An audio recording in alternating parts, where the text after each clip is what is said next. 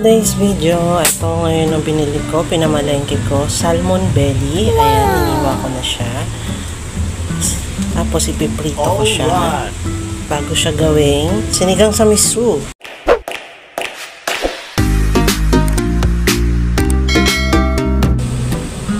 Iniwa ko siya para hindi siya masyadong mahaba.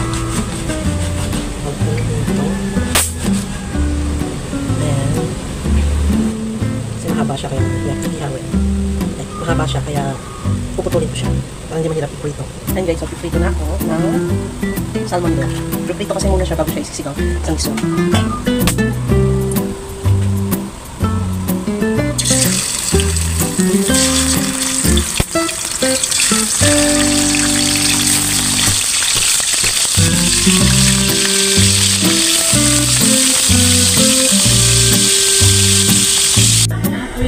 My own sangkap. So, ito lang yung mga gagamitin ko para sa sinigang sa miso with salmon belly.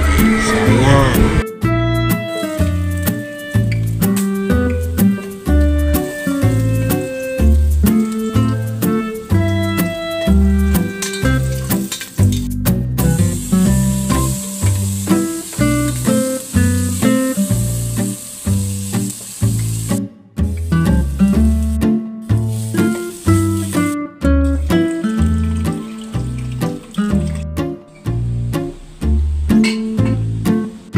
Natin, ayan, kumukulo na.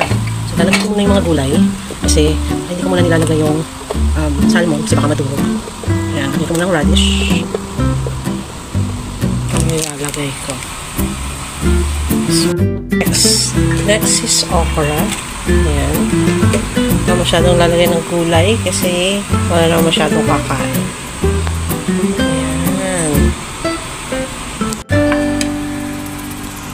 Ayan guys, lalagay ko na yung salmon. Hindi natin masyadong haluin kasi baka madurog.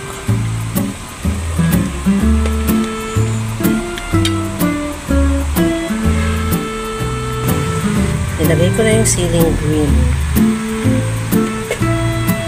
Alright, then last is the mustasa. Ayan.